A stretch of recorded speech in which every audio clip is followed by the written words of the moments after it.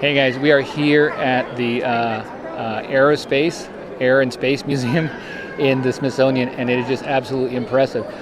We are amongst some of the most historic and memorable pieces of equipment out here, and I just cannot believe where we are. There's just too much to see. Sean is having a great time taking pictures, and we are seeing like parts of historical space equipment that I've heard of. Now, I used to live out here a long time ago, but I was like 5 years old, so I don't remember all this kind of stuff. But right now we are seeing some like lunar module landers, re-entry capsules. We are seeing, eventually we're going to see the Wright Flyer. We've seen SR-71. It is just absolutely stunning and amazing where we are.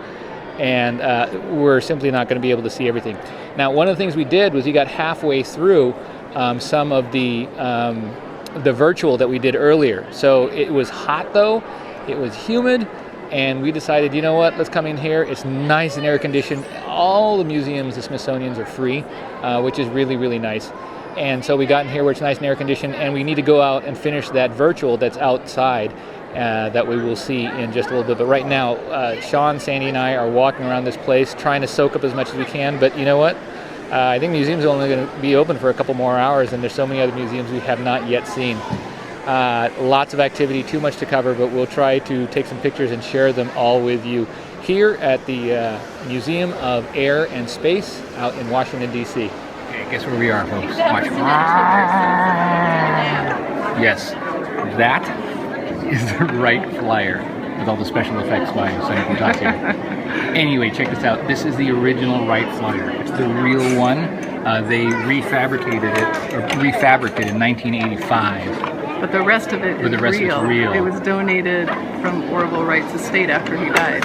Now, we've been reading around and trying to determine, but it sounds like we're not clear who actually made the first flight, but we know that 4 successful flights were made by both brothers in 1903, December 17th, 1903.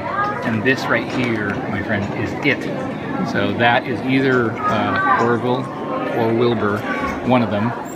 And it's amazing because they're showing all sorts of images of gliders and other things in this area right now, where they did 700, 1,000 flights prior to the powered one, and it just showed how tenacious they were.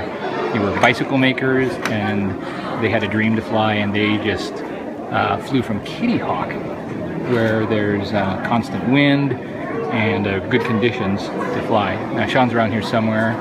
Oh, he's right underneath my feet. He's taking pictures of different things.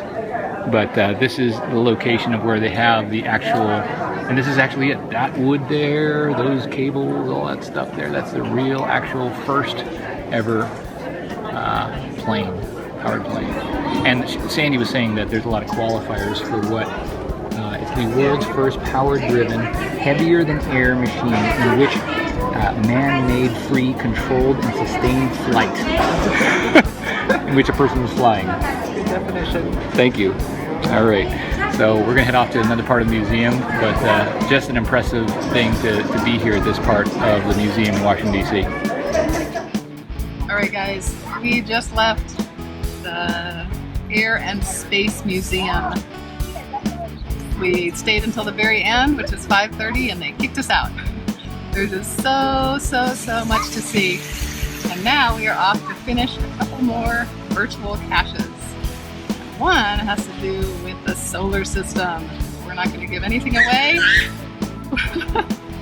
Sean's being a goofball, and we are getting ready to get the information that we need to solve this really cool virtual cache, the multi-stage virtual cache here in Washington, D.C., right by the Smithsonian Museums.